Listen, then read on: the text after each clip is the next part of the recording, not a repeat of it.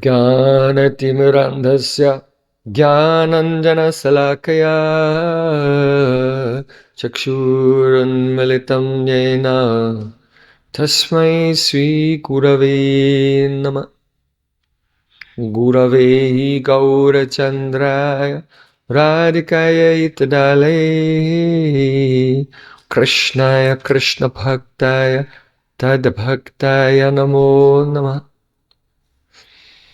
Narayanam Namaskritya Naram Chaiva Narottamam Devim Sarasvatim Vyasam Tato Jayamudhirayet.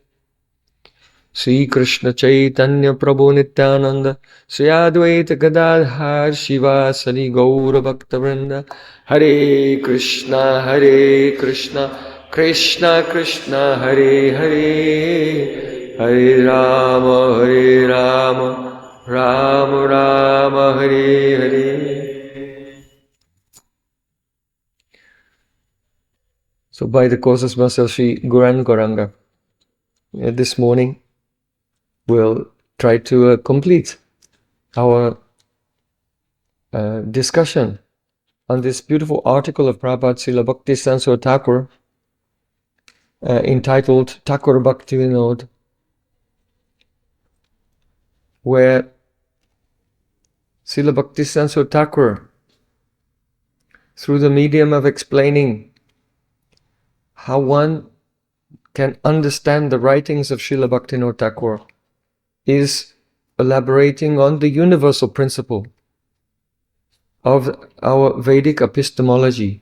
How do we know anything? How do we understand any scripture? That is only possible through the Srota Panta, by the path of hearing transcendental sound. So yesterday we heard that the word morality itself is a mischievous misnomer when it is applied to any quality of the conditioned soul. Because even though from a worldly perspective we can say, oh, this person is good and this person is bad, but this is material good and material bad. All is material. All is part of the realm of Maya, the temporary realm, the relative realm. It is not part of the absolute realm. So in comparison to one's divine destination, in comparison with the purity of the eternal souls who are engaged in spontaneous love of Krishna, then even the highest ideal of empiric morality or dharma is no better than the grossest wickedness compared to that spiritual ideal. So now Srila Prabhupada is saying the hypocritical contentment with a negative attitude is part and parcel of the principle of undiluted immorality. Undiluted immorality. In other words, the transcendence is the true moral standard. And the dharma and the adharma of this world is all immoral. Because the purusharthas, dharma, what does dharma bring? It brings artha, economic development. When one becomes materially prosperous, then calm, he can fulfill his desires. And when he realizes that this fulfillment of desires, it doesn't lead to any permanent relief from suffering. It's always mixed with suffering. So then he wants moksha, liberation. So this moksha liberation, or that is the impersonal liberation, is just the negation of all experience of variety. So the origin of variety must itself be filled with variety. So it is just if you follow dharma, artha, kama, moksha up to the impersonal liberation, then it is only an attitude of negation of suffering without gaining any positive spiritual experience. And therefore, if a person is content to just try to be moral, become prosperous, enjoy the world, and in the end, just enter into nothing and just cancel everything, delete everything, and that's his ultimate goal, then that contentment with that negative attitude is part and parcel of the principle of undiluted immorality. So from the perspective of the divine vision, the transcendental eternal vision of loving service to Krishna, the Supreme Lord, even the highest dharma or morality of this world is undiluted immorality. And this is why Srila Raghunath Das Goswami in Sri Manashikshi said, Na dharmam shrutikana niruktam kilakuru brajai radha Krishna prachura paricharyam hiyatanu. Oh my dear mind, don't be concerned with the dharma and adharma of the relative world. Simply be always absorbed in the paricharya seva, rendering very beautiful and intimate service to Radha and Krishna. Now Prabhupada is saying that those who pretend to recognize the divine mission of Ṭhākura Bhaktivinoda without aspiring to the unconditional service of those pure souls, those pure saints who really follow the teachings of Srila Bhaktivinoda Ṭhākura by the method enjoined in the scriptures and explained by Ṭhākura Bhaktivinoda in a way that is so eminently suited to the requirements of the sophisticated mentality of the present age. So such persons, they only deceive themselves and they deceive their willing victims by their hypocritical profession and performances. Those persons must not be confounded with the bona fide members of the flock. Okay, so here Srila Bhaktisiddhanta Ṭhākura, just to summarize what he's saying that there are two categories of persons. Those who have become enlightened by hearing from Sri Guru. They've become blessed and empowered by him, and therefore they become the ambassadors of the spiritual world. They become the conduits, the channel transmitting the potent divine sound that can awaken others. And then there are those who are, he's calling here, the members of the flock. Now, among the members of the flock, that is the spiritual mission, many of them, they may not have realized the absolute truth. But among that group, the members of the flock of the mission of Srila Bhaktivinoda Ṭhākura and Chaitanya Mahaprabhu, they are also of two categories. Those who understand the proper method of attaining the knowledge, and therefore they're engaged in sincere and unconditional service to realize souls, and are hearing from them. They are, though they may not be enlightened now, but those persons, they are not hypocritical and they are properly situated on the path. Whereas those who profess to be the followers of Srila Bhaktivinoda Ṭhākura and his mission, but they are not engaged in the service of realized souls and cultivating through the Shotapanta, the path of hearing, but they're still pontificating and explaining, Srila Bhaktivinoda Ṭhākura said this and Bhaktivinoda Ṭhākura said that. So they are hypocrites, and they are not the authentic members of the Vaishnav community. It's like a kind of performance. And it becomes more complicated when a person is behaving like this.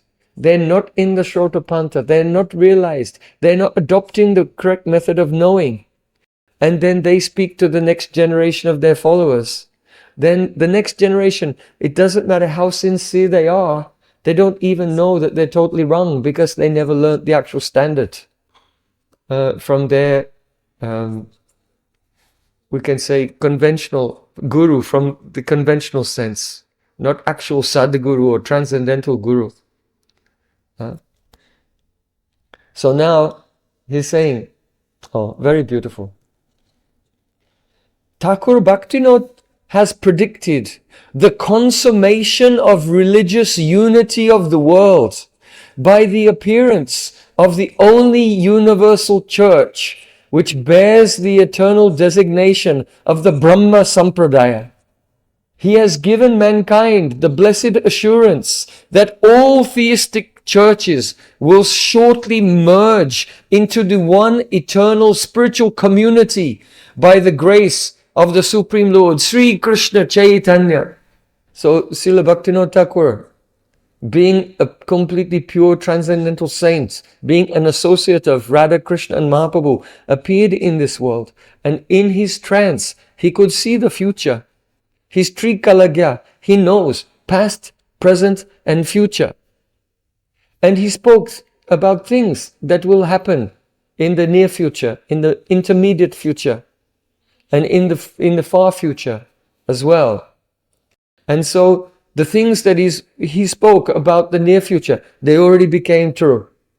Oh, in Mayapur, one huge temple will rise up, and persons from Russia and from Prussia, they will be together with their Indian brothers and sisters and dancing, chanting Jai Sachinandan, Jai Sak. At the time when he said this was just inconceivable. And from when he stated it until when it actually happened was about 70 years. 70 years. But already so many things that he said would be reality already became reality. So Srila Bhaktivinoda Ṭhākura has predicted the consummation of religious unity of the world. In other words, there are so many faiths, different faiths and sects. But by the mercy of Chaitanya Mahaprabhu, he is Krishna, he is Supreme Lord, and he comes as the Yuga avatar to establish the Yuga Dharma. And so in this Kali Yuga, that is the outer aspect of his mission. The inner aspect of his mission is to give Radha Dasyam, the service of Srimati Radhika as a gopi, as her maid servant. This is the inner. But outwardly, the external aspect of the mission is to spread the Yuga Dharma, and that is the Sankirtan, chanting of the holy name everywhere. And by the proliferation of the chanting of the holy name, people will come to understand that the transcendental religion is one. The Sanatan Dharma means Prem Dharma. It is a pure love of the personal and most lovable feature of God. God has many forms, many aspects. But his original form, which is the fountainhead of all the other aspects, is God in his most lovable feature. That is Krishna of Vrindavan. If you ask anyone, what is God like? They can give some explanation. But you'll see that that explanation, that idea, that concept of God is not very lovable. Or maybe lovable. You know that Narayan is somewhat lovable. But Lord Ramachandra is more lovable. Because he's more human-like. And he brings his devotees closer to him. But Krishna, God in his original form, Krishna Stu Bhagavan Swayam, that is Krishna of Vrindavan, he is the most lovable aspect. We cannot say aspect of Godhead, but the origin of all the aspects of God. So gradually by the proliferation of Sankirtan and the holy name, then people will come to understand spiritual life scientifically. You know, many years ago, in different places around the world, people had different ideas. But now we've come to the stage by communication. By communication, everyone agrees on about science. Everyone is in agreement that if you apply this formula, the laws of motion, you can calculate if one rocket will take off from here, it will land over there. If there'll be so much fuel, it can travel so many miles. If there's less fuel, it can only go halfway. So when it comes to science, there's not a thing like Indian science, American science, French science. Everyone understands that reality has principles, and those principles are universal. So Srila Bhaktivinoda Thakur is saying it is only a matter of time when people think that actually spirituality is also universal. And because people today have they have a great honor for science being a universal, being the embodiment of some universal principles, even though we recognize that empiric science has its limitations. But the principle that that reality itself can be understood in terms of universal principles. It is not that if you go to one place, gravity is different, and you go to another place, the gravity is different. Of course, we know that a bigger planet has more gravity and a smaller planet has less gravity, but that's also a universal principle that you can calculate. We can say there are some slight variations in gravity depending on whether you're near the poles or whether you're near the equator, right? But that's also calculated by a universal principle.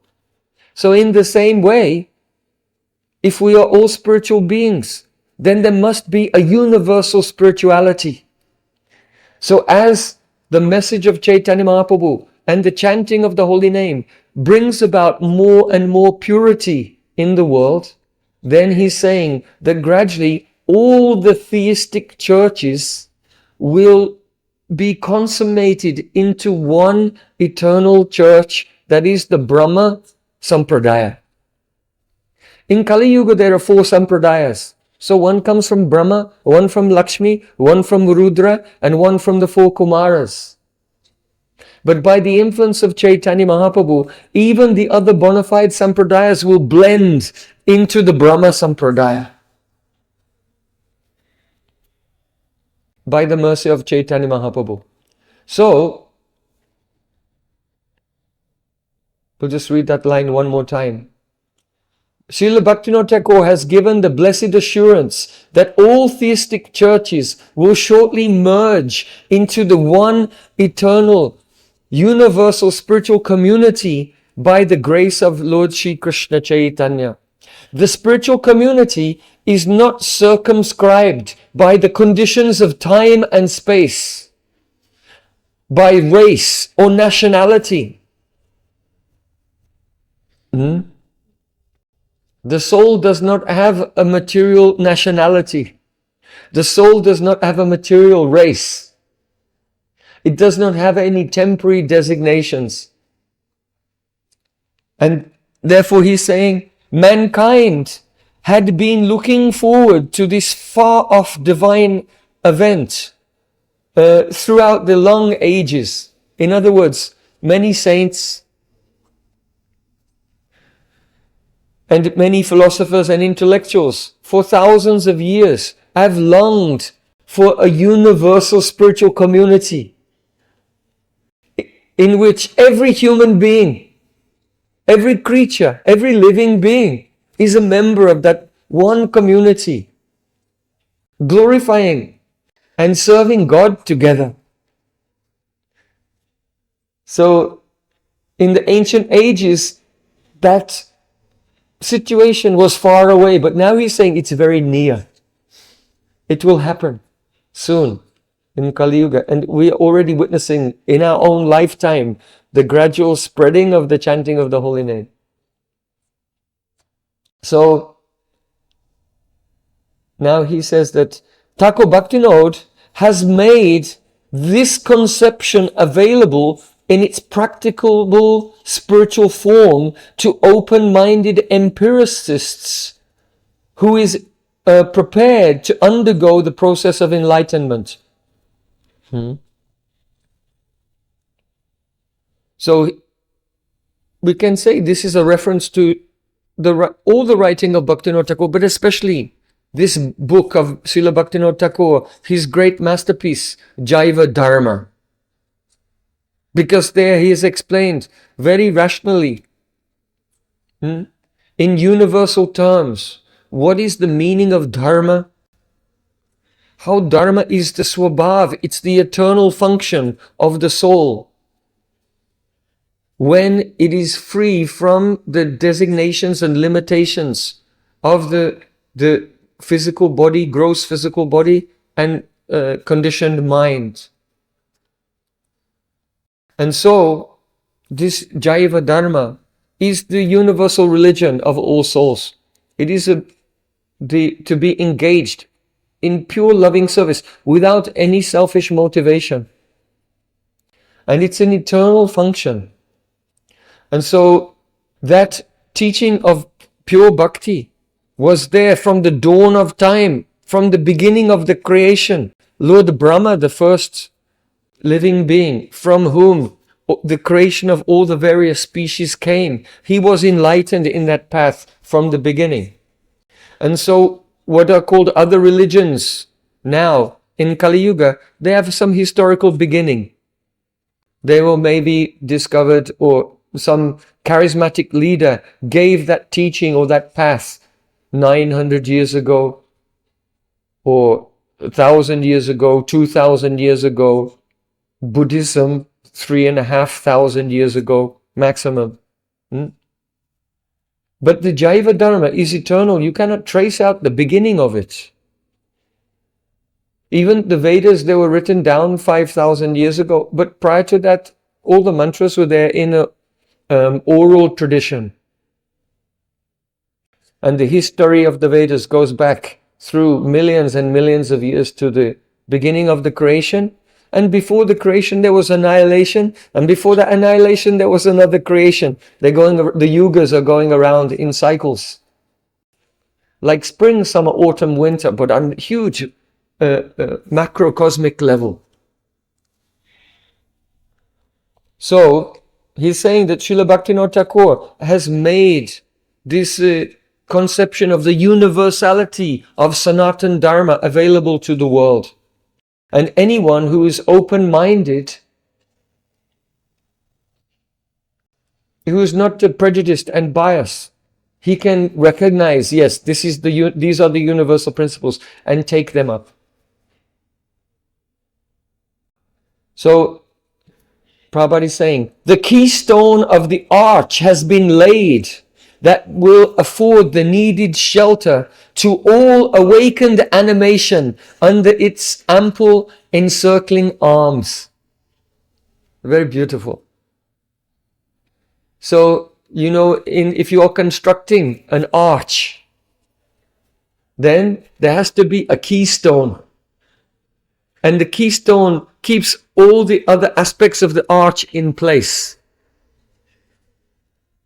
So here, Srila Bhaktisiddhanta Thakur is saying, the conception given by Srila Bhaktivinoda Thakur in Jaiva Dharma, which is, let us say, the presentation of the ancient eternal Sanatana Dharma, but in a way which is appealing to the modern scientific mentality. That keystone has been given by Srila Bhaktivinoda Thakur, indicating that gradually in the future other persons will come and add also the other stones, and the arch will be there. And this arch will give shelter to all animation. That means to everything which is animated, to everything, every living being. Everyone knows this word pran. But pran is the prefix pra. To go forward. And ana. So there are different types of pran. When you have the prefix, the vi becomes vian, sam, saman, ut, udhan. Like this. Apa, apan. So the word pran and the other types of pran, udhan, saman, vian, apan, 5 types of pran are there, but it's based on the word ana. And the English word animated. What is alive is animated. So every soul which is present in this world is connected, it is enabled to move by the connection with pran. So Srila Bhaktisiddhanta Thakur is saying, this arch for which Srila Bhaktivinoda Thakur has given the keystone will offer shelter to all to all awakened animation. In other words, not just to all living beings, but to all the living beings who become awakened to their spiritual identity. Under its ample encircling arms.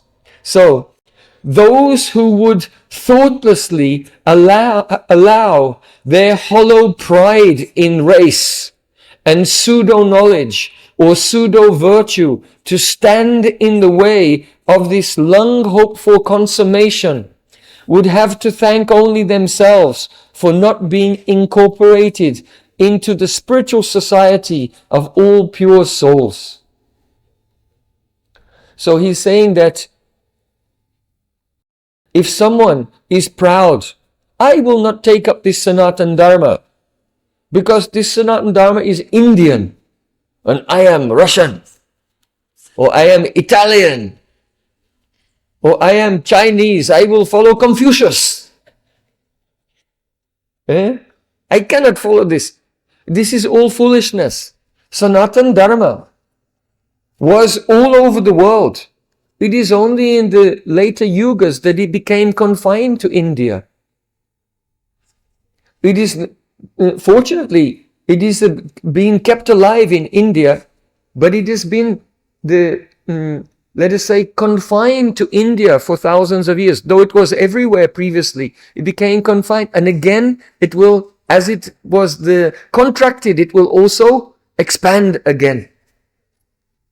And the Sanatan Dharma is, we cannot even say, it is the Dharma of this planet. Because even in the higher planets, in the Bhur, Bhuva, Swa, Mahalok, Tapalok, the Janalok, Satyalok, it is the Dharma of every living entity in the universe. In Srimad Bhagavatam, there is described that Narad Muni has blonde hair. So this is not the property limited to any race, to any country, or even any planet. Don't be proud. I cannot follow this. It came from Lord Brahma. He's from another planet. I am an earthling. I am an earthling. I'm not going to follow something from Satyalok. So in the same way, persons who have a very smaller designations, I am American, I am Spanish, I am Indian, but these things, this is all narrow-mindedness. So here is warning that those who are thoughtless and narrow-minded and have pride in the temporary and limited designations, then they can only thank themselves for their not being incorporated into the spiritual society of pure beings. Now, Srila Bhaktisiddhanta Ṭhākura is saying, these plain words need not be misrepresented by arrogant persons who are full of the vanity of empiric ignorance as the pronouncements of aggressive sectarianism. Now, you could misunderstand what he's saying here. Because, let's say there's a person in this world and they have a sectarian view. They've created some religion or some religious idea and they're determined by their aggression to impose upon others a kind of religious colonialism. The whole world will come under our religion. You know, one could misunderstand what he's saying. When Prabhupada is saying all the different religious ideas, they'll be united, that unity will be consummated, it could be misunderstood as aggressive pronouncements of some person who's saying, we are going to spread our teaching by the sword and everyone must submit. And if you don't submit, you're an infidel. This type of idea. Because it seems, obviously there are similarities, there are parallels. So he's saying, don't misrepresent what we're saying. Because we're not talking about a temporary religion or an idea of spirituality, which is a bodily concept, which is trying to further the aims of the body and the mind, which is trying to get some enjoyment for the self. You know, there are some religion, if you follow our religion, you'll enjoy, and when you die, you'll get all these types of enjoyments. There's no concept that when you leave this world, that there is God and He has a form and we exist to serve Him. It's not about us. Reality is not about us. We are not the center of everything. God is the supreme enjoy. He is the center of everything. And when we serve Him, it's anusangic. It's incidental that we also become joyful. So to try to motivate or incentivize persons to follow some religion by bribing them with their own pleasures is actually inflating that person's ego and inflating the very spirit of selfishness, which is blocking a real realization of God. You see? So there's a difference between the pure, eternal, Sanatana Dharma, Prem Dharma, and that concept of theology, which is mixed with material conceptions. And therefore, because there's a difference between a worldly Dharma and a transcendental Dharma, it's not the same thing to say that the transcendental Dharma will spread everywhere, or and saying, well, my concept, which is very materialistic, is going to dominate others by a type of religious colonialism. Don't mistake these two ideas. So, I'll repeat that statement again. These plain and honest words need not be misrepresented by arrogant persons who are full of the vanity of empiric ignorance as the pronouncements of aggressive sectarianism. Don't mix up those two ideas. However, Prabhupada is saying, but the aggressive pronouncement of the concrete absolute truth is the crying necessity of this moment for silencing the aggressive propaganda of specific untruths that is being carried on all over the world by the preachers of empiric contrivances for the amelioration of the hard lot of conditioned souls. Prabhupada speaks in long and complex sentences. So he's saying that even though what we are presenting, that is the loving path of service to Krishna, it should not be confused with aggressive material spiritual colonialism. However, that doesn't mean that we should not be aggressive. That he means to say, no, we should not be physically aggressive, but we should speak very boldly. There should be the aggressive pronouncement of the truth in order to counteract the aggressive untruths which are being presented everywhere.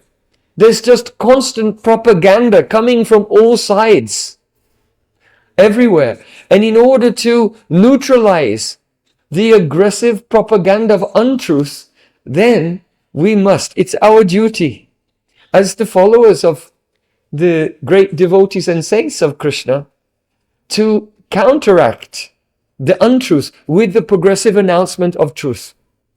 So we have no physical aggression, but we should not be timid.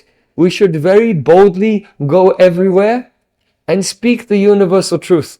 And with mridanga and kartal sing and dance and spread the divine vibration everywhere. And so, now Prabhupada is saying, the empiric propaganda clothes itself in the language of negative abstraction for deluding those who are engrossed in the selfish pursuit of worldly enjoyment. It's quite amazing. When Srila Prabhupada speaks, there's no fluff. There's nothing superfluous. It is all essential and it's extremely dense. It's very dense. It's condensed.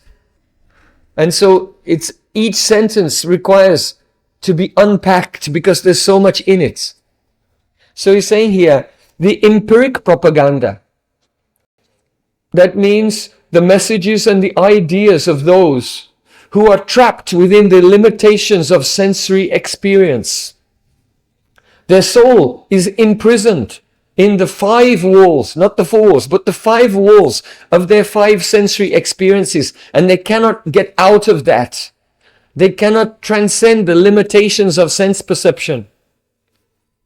And they have a message which promotes further imprisonment. They have a message which perpetuates the soul's imprisonment within the 5 walls of sense perception. So, those who are on that path in empiric propaganda, their message is dressed in a particular language, and that is the language of negative abstraction. So most people, they don't think deeply enough to be able to recognize this. You know, that very often some person who is not enlightened, they're very good orators. They're eloquent. They have the oratorial skill, and they can sway large crowds of people and get them cheering, yes, yes. But what language do they use? He's saying negative abstraction.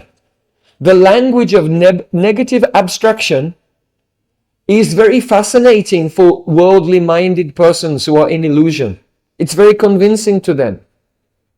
Negative abstraction means something, for abstract means not concrete. It's something that's not concrete. It's not materially concrete, and it's not spiritually concrete. And negative means that it's not a positive thing. It's it's a word that seems to have substance, but the word itself is only the negation of something which is positive. And therefore it is abstract, negative abstraction. So what are the prominent examples?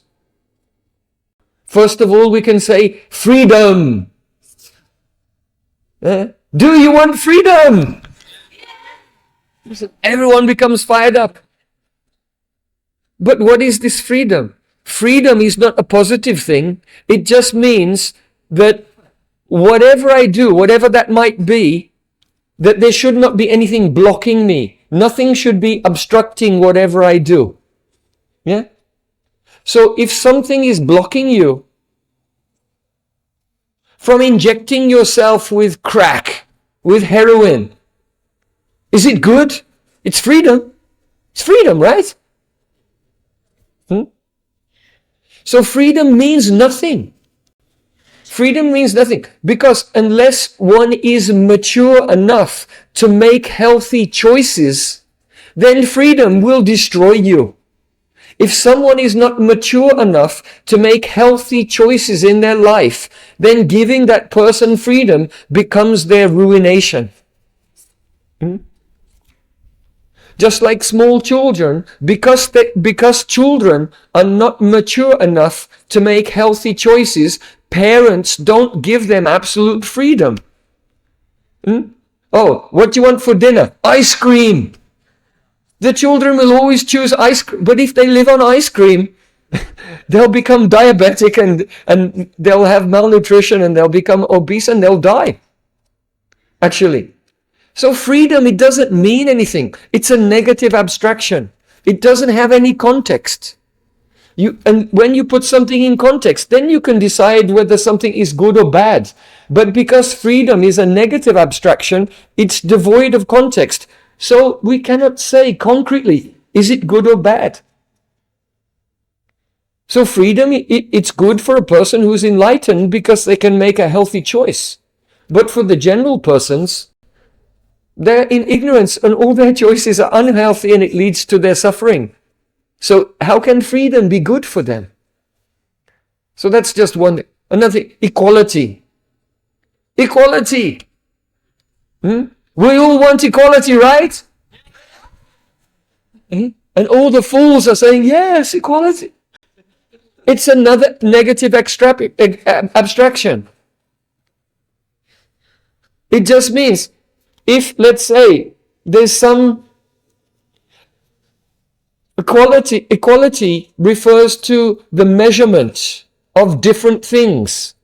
So let's take something. Let's take money, right? This person has this much money, and equality is a negative abstraction. It means that this person does not have less and does not have more. So you understand how equality is a negative abstraction. It just means that this person does not have less and does not have more. Okay? So this person is lazy. They sleep in bed all day and go around smashing windows, right? And beating people up, right? And this person went to college, studied very hard, and is working day and night and providing value for people. Maybe he's a carpenter. Maybe he's making tables and chairs, and he's selling them and making a modest profit so he can live, and he's providing value for society. So the person who's providing value and working hard and honest, he should have the same amount as, let's give for free, the person who's completely lazy, irresponsible, and destructive. To demand, equality is good, is to say that to disincentivize everyone to be productive. Right? Be a productive person, and then you'll be more successful. Be a destructive person, and there'll be consequences. To make a pronouncement, equality is to remove consequences from life. But you cannot remove consequences from life. There are always consequences for every action, and everyone will get the reaction of their karma. So equality is a fantasy. We can say that should be fairness, there should be justice, there should be fairness, but equality, it's impossible. But it's very good, and you can unite, all fools can be united on the platform of freedom and equality. And that's what we see today. All the narratives are just negative abstractions. We can go on and on and on about this. Democracy. Right? Democracy just means that everyone will have an equal say. Everyone will have equal say. So if you have a brain tumor, right? Everyone should equally participate in doing your brain surgery. Right? Call a bus driver, call a mechanic, right? And they should all equally perform brain surgery on you, right? Because everyone should have equal rights to decide what should be done. It's ridiculous. If someone has no understanding of politics and statecraft and economics and sociology and psychology, and ultimately the supreme is the Dharma, Sanatana Dharma, then why should a foolish person have equal voice with a person who knows that subject perfectly? What should be done and what should not be done? And because most people aren't expert in statecraft or policy, economics or anything, they're interested in bread and circuses, right? I need food and entertainment. And if some politician offers them food and entertainment, yes. How do you think the Colosseum came about? Why is there a Colosseum in Rome? That was the entertainment of the day. Go there, watch the gladiators, see people being fed to the lions. So some Roman politician said, I'll build you a Colosseum, there'll be a stadium, there'll be entertainment every day. Yes, let's vote for him. Right? So the masses they're selfish, and their selfishness can be exploited by unscrupulous leaders. So there are only two forms of government: monarchy and oligarchy. A monarchy means a king who rules according to the Vedas. And so he's held accountable by the Brahmanas. The Brahmanas hold the king accountable for enforcing Vedic system upon society because that uplifts everyone. Those are God's rules. So the king is the executive, and he represents the ruling power of God to the people, and he's held accountable to follow the Vedas by his Brahmin advisors, and the Brahmins are enlightened persons who don't have any worldly motivation. And so there's no conflict of interest. So if you don't have a king who is a representative of the ruling power of God, who is held accountable by the Brahmanas, then what happens? Then oligarchy takes place. This is the golden rule. Do you know the golden rule? The golden rule is who has the gold makes the rules. The golden rule is who has the gold makes the rules.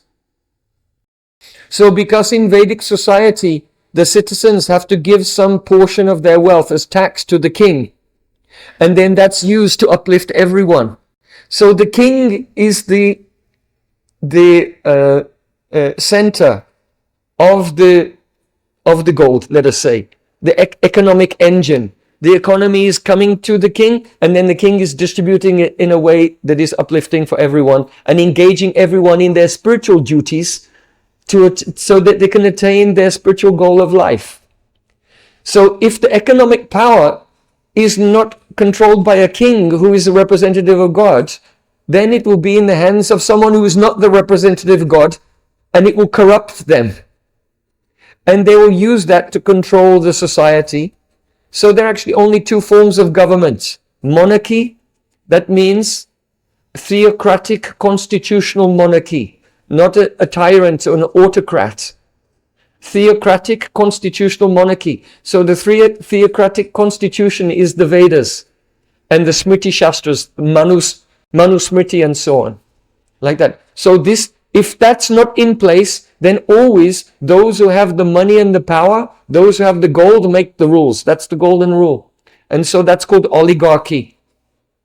But the oligarchs can disguise their control through they can dissimulate their financial tyranny through a very clever system which is called democracy. So that's what democracy is today. The oligarchs are ruling, but they make it look as if everyone plays their role. You have a choice between two candidates, but these two candidates are both working for the oligarch. Like this, you see. So, I'm just unpacking some of the implications, what Srila Bhaktivinoda Ṭhākura is saying. He says, empiric propaganda clothes itself in the language of negative abstraction to delude those who are engrossed in selfish pursuit of worldly enjoyment. You see?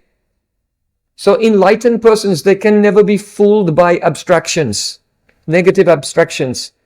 The promise is freedom, equality, democracy, all these slogans. They cannot be fooled. But those who are selfish, they're easily fooled by negative abstraction. Now, and of course, the ultimate negative abstraction, the ultimate sense of freedom is promising freedom from this world entirely. But that freedom is itself a negative abstraction. What is that? Nirvana. You will get nirvana. What is nirvana? Vana means fire. And nir is just negative. In other words, the fire of suffering in the material world will be extinguished. Nirvana means extinguish. What is that? A negative abstraction? Very well. Yes. I will follow the spiritual path. But the spiritual path to where? It's literally the path to nowhere. So the common people, they're easily fooled by negative abstraction. Now, Srila Bhaktisiddhanta Ṭhākura said, but there is a positive, concrete function of the pure soul. You see, those people who want nirvana, if you ask them, what do you do when you get mukti, nirvana, when you're liberated? Well, like, nothing. What a foolish question. You're saying, what will you do? There is no you. Yeah? You are negated. There's no you, there's no me. It's just, oh. Huh? There's nothing. It's emptiness. Shunya. Shunyavad. Like this. So, but Prabhupada is saying, no, there is a positive, concrete function of the pure soul. When the soul becomes free from the contamination of material existence, he has an activity to do. He will sing, he will dance, he will make art and poetry and everything. But everything is expression of love for the center of existence, for the source, Sri Krishna. So, but there is a positive and concrete function of the pure soul, which should not be perversely confounded with any utilitarian form of worldly activity. Utilitarian form of worldly activity. Utilitarian means most people are thinking only in utilitarian terms. In other words, whenever they hear or see something, they always filter it. How is it useful for my agenda? They're fixed in their agenda and they measure the value of everything on how it can contribute to their agenda. And so because bhakti, love for Krishna, doesn't give you any material worldly advantages, so generally people, they're not interested. If I spend the whole day chanting Hare Krishna, then I'll look at my bank balance and I find that my bank balance has not increased. So this chanting is useless because it has no utilitarian feature. It seems, a person can think, in relation to this world. But actually, there's even a utilitarian feature. Why? Because people are self-destructive. They have bad habits. They're drinking, they're smoking, they're killing themselves. They become angry, they fight with their family members. If you'll just sit down, even just for 1 hour every day and chant Hare Krishna, Krishna Krishna, Hare Hare, Hare Ram, you'll see easily, within 1 or 2 days, you give up smoking, you give up drinking, you become peaceful, you stop arguing with your family. So even there's a utilitarian benefit also. But a proud and arrogant person, they cannot see it. Because they're thinking, I'm arguing with my family because they're stupid. I am perfect.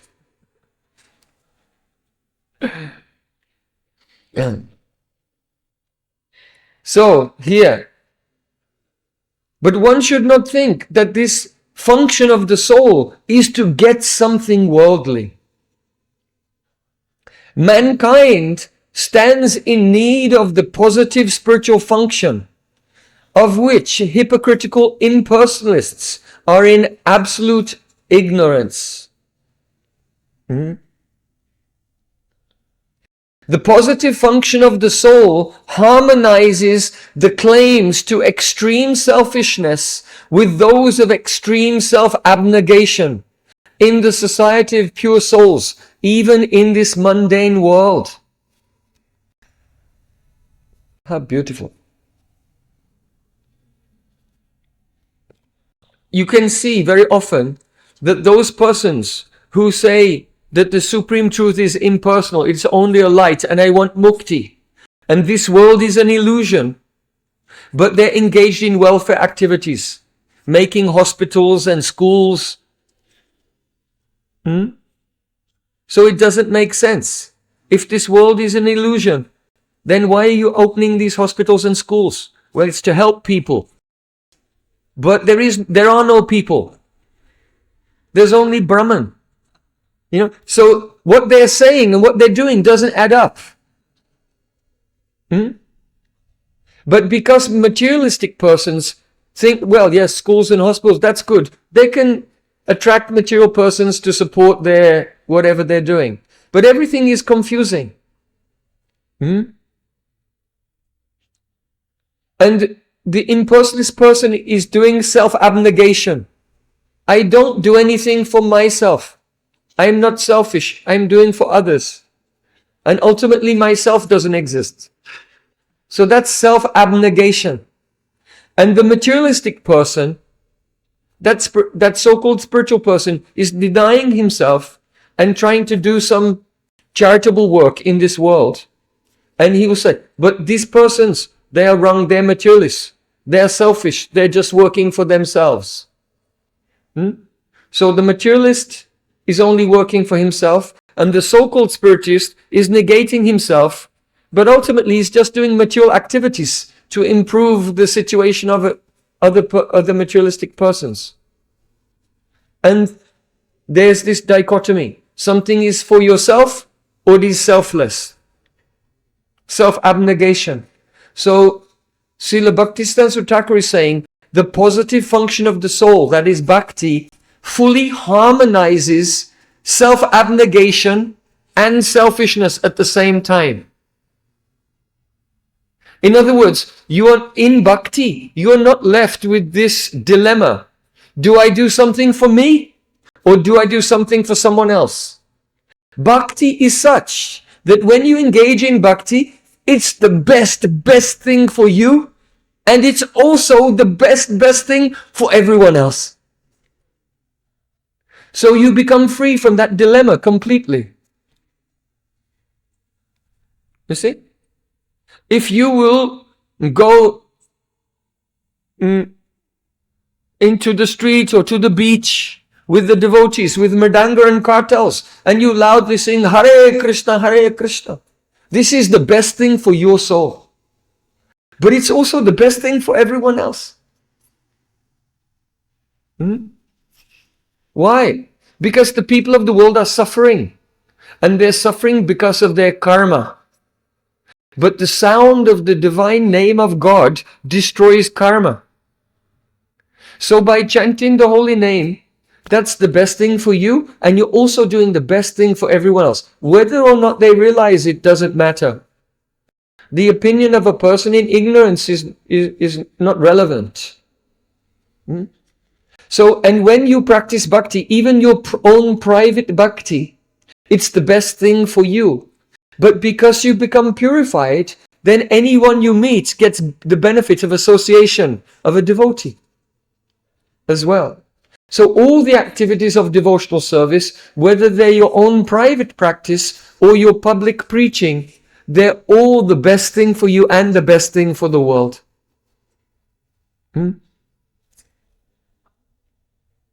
So here Prabhupada said, I'll just read it again, just to Stuna Nikana Nyay, just to, if you want to establish a post in the ground, you have to hit the post again and again, and it becomes firmly established.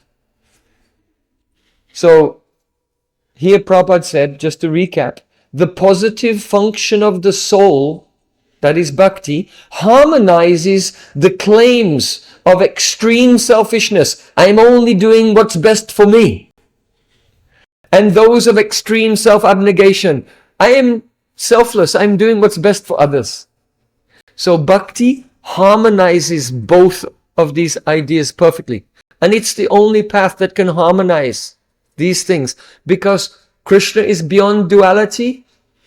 And devotion to Krishna is beyond duality. So everything is harmonized. So, now, next sentence. In its concrete, realizable form, the function of the soul is perfectly inaccessible to the empiric understanding. So how is it that the soul, when it becomes imbued with Bhakti Shakti, the energy of devotion, how his externally behaving in this world, while simultaneously, internally experiencing Krishna and serving Krishna in his spiritual form. That's unintelligible to the materialist. A materialistic person, when they look at a guru, think, well, what is he doing? He's singing, he's dancing, he's talking philosophy. They cannot understand how this is the overflowing of love. Everything he's doing is an expression of love. And they cannot understand that simultaneously why the Guru appears to be situated in this world and glorifying Krishna.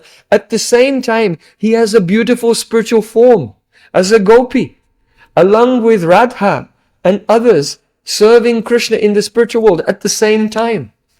This is not, and so that is the pure function of the soul.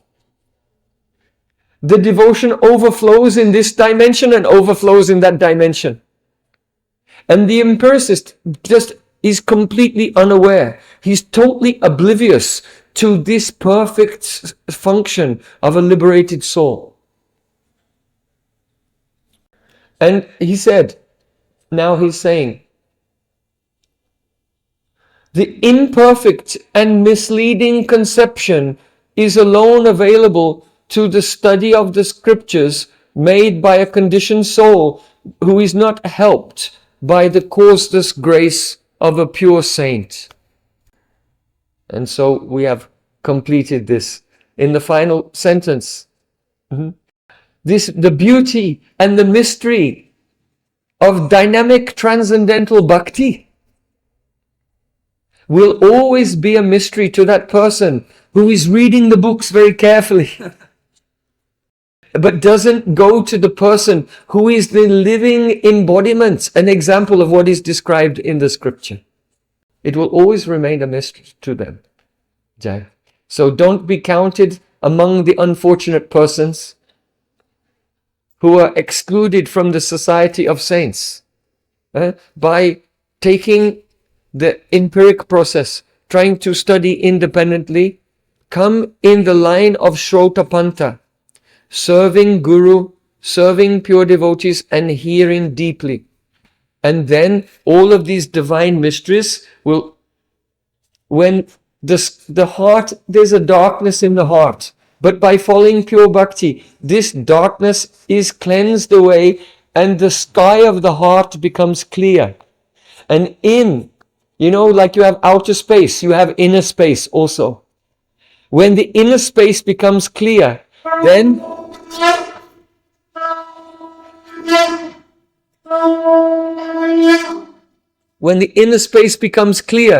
the vision of transcendental Vrindavan and Krishna and all of his associates playing there, and your spiritual form participating and serving in Krishna Lila, it becomes illuminated within the clear inner space.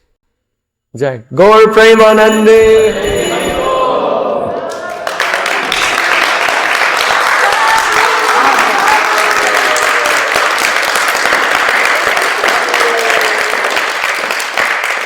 So we have completed this article, and in the group we have shared the text of this article.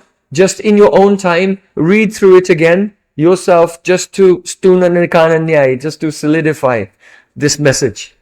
Srila Prabhupada ki jai. Srila Bhaktivinoda Ṭhākura ki jai. Shri Radha Shama Sundar Ju ki jai.